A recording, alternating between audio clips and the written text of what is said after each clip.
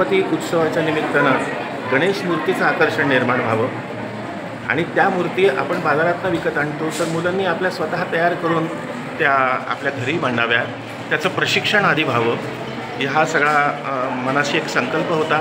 आमचे कांबळे सर आणि आमचे मंगेश मल्हार सर जे कला अकादमीचे संचालक आहेत, त्यांच्या मार्गदर्शनाखाली एक 8 दिवसापूर्वी विद्यार्थ्यांनी गणपती तयार केले आणि आता या सगळ्या विद्यार्थ्यांनी इथे स्वतःच्या हाताने गणपती तयार करत आहेत। आमचा असा विचार आहे की आता हे सगळं प्राथमिक स्तरावरती ते करत आहेत, त्यांच्यात कौशल्य निर्माण झालं पाहिजे आणि हे कौशल्य घराघरात यावं।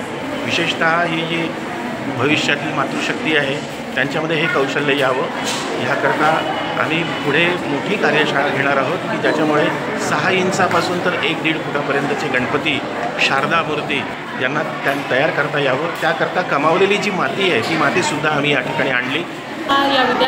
या विद्यालयाचीच माझी विद्यार्थिनी आहे आणि जो उपक्रम राबवलेला आहे विद्यालय आणि मूर्त्या बनवणे, आजची ही जी पिढी आहे ती समोर जाऊन आपलं भविष्य होणार आहे आणि आतापासून इको फ्रेंडलीचे आज जी टूम निघालेली आहे, तर आतापासून या वयातच इको फ्रेंडलीचा अर्थ या सर्व विद्यार्थ्यांना अतिशय चांगल्या प्रकारे समजत आहे। ते स्वतः नैसर्गिक मातीपासून या मूर्ती बनवत आहे, कारण आपण आज बघतोय की सर्व POPचा वापर केला जातो, आर्टिफिशियल फ्लावर्स, थर्माकोल वापरले जातात आणि त्यामुळे आपली जी तलाव सिस्टीम आहे, आपली पाण्याची जी सिस्टीम आहे ती प्रदूषित होत चालली आहे, पूर्ण वातावरणात प्रदूषण होत आहे।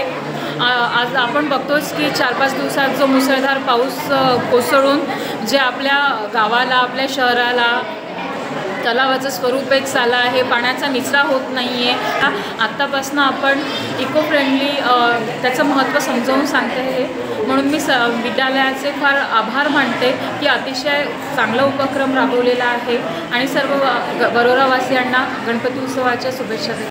वरोऱ्यातील सर्व गणेश मंडळांना गणेशोत्सवाच्या हार्दिक शुभेच्छा। शुभेच्छुक पंकज नाशिककर, मनीष जेठानी, रवींद्र शिंदे, CDCC अध्यक्ष चंद्रपूर।